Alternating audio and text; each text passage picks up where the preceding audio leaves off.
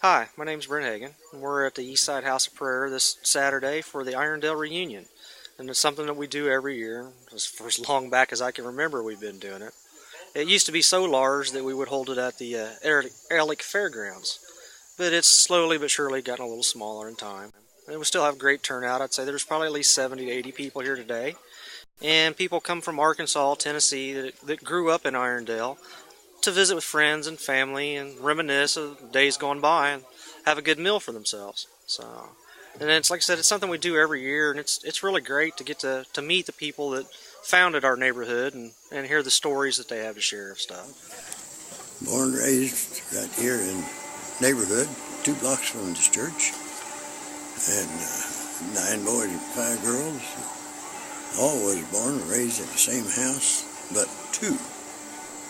And the whole neighborhood was really, really good people.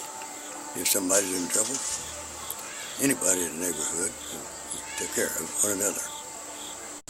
I went Navy in 48, come back, and still lived in Irondale for quite a few years.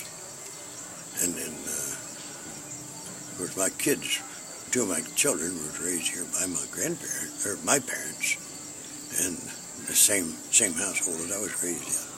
I moved out and I still kept coming back by. I just loved the old house. I just kept coming back by.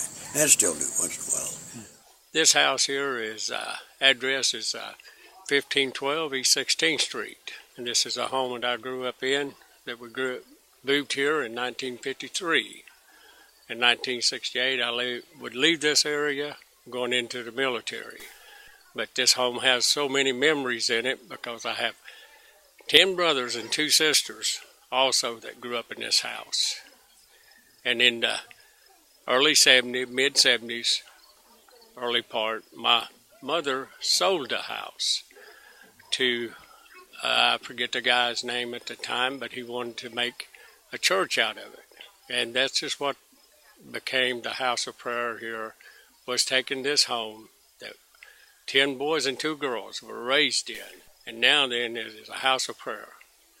And I don't think my family could chose anything better for this community than this house to be turned into what it is.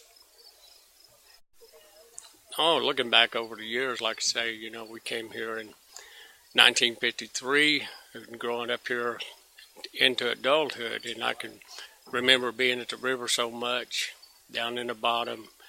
At that time, this was a lot of farm community.